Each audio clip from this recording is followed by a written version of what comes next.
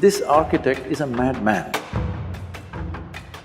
but he's a very super sane madman. He built it in such a way, the audacity of him is such, if you pull down one column, the entire temple will come down. It's over 1,000 years ago, when there were no cranes, when there were no machines, when there were no trucks, when there were no any kind of mechanical things. They put a ramp of 10 miles, a mud ramp, and they brought this single piece of stone, 160 feet high above, and made a gopuram out of it.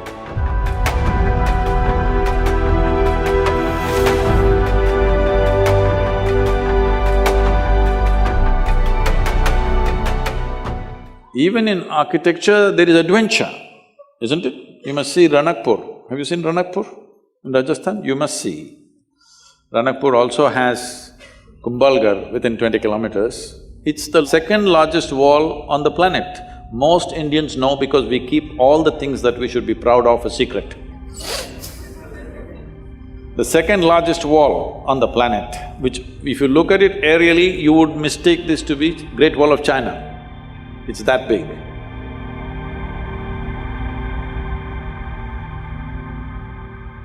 But most Indians don't even know there is a wall like this, it's in Kumbhalgarh. Close to that is Ranakpur. This architect is a madman, but he's a very super sane madman because he knows what he's doing. See, if you build a building, this is a temple with 1,000 columns.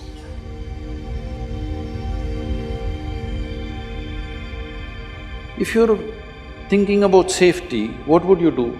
Just in case over a period of time, if one column collapses, because those days the material is only stone, there is no steel and concrete and stuff.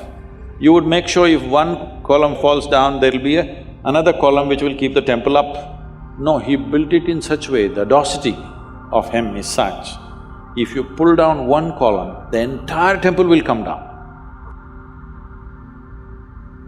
His pride in his intelligence and capability is such that he made it in such a way, if one column comes, the temple should not exist. And it's standing for over 500, 600 years without an issue. You will see something like that in the yoga center.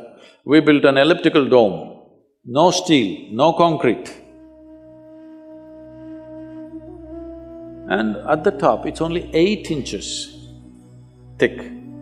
And just to freak people, I left a 9 feet diameter hole. People said, this will go to collapse. It will not collapse.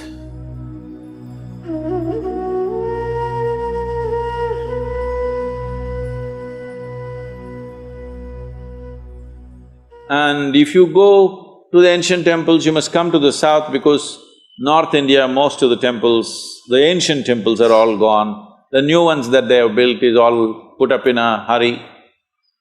But if you come to the south and see, one amazing thing you will see is their sense of geometry.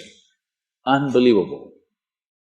How they arrived at this sense of geometry, 1,000 years ago, 2,000 years ago, absolute geometric sense in their mind. You've seen Belur Halebeedu? Have you? Karnataka temples? Oh, it's a must-see. It's just a must-see for any human being, especially those of you who are in architecture, art, whatever you are into. Some aesthetics you are into means this is something you must see.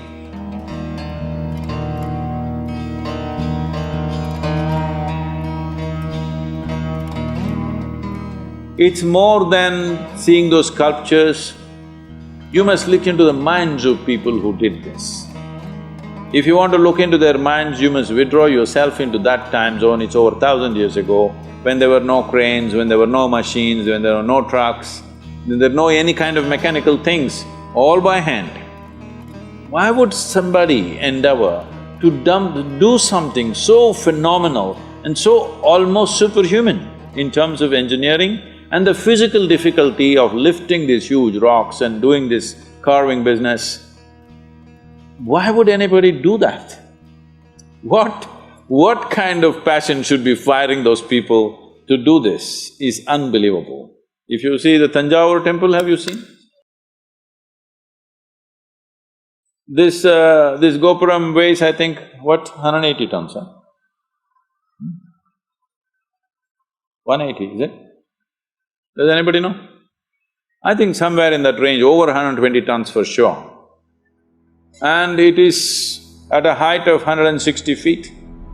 They put a ramp of 10 miles, a mud ramp, and they brought this single piece of stone, 160 feet high above, and made a gopuram out of it. Exquisitely carved.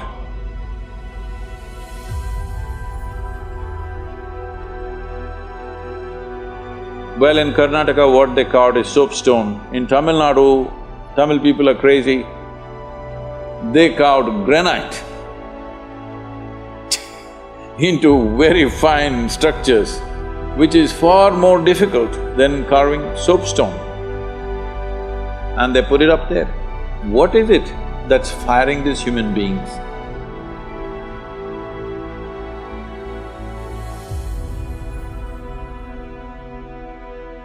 Before you take up any project, you must visit this and see what kind of human beings are these, you know? Just for aesthetics, understand? Not for livelihood. It's not a factory shed we're building, just for aesthetics. They were willing to invest their lives absolutely, everything they got. I think we need that culture back if we want to create a beautiful India, very important. Bharatam Mahabharatam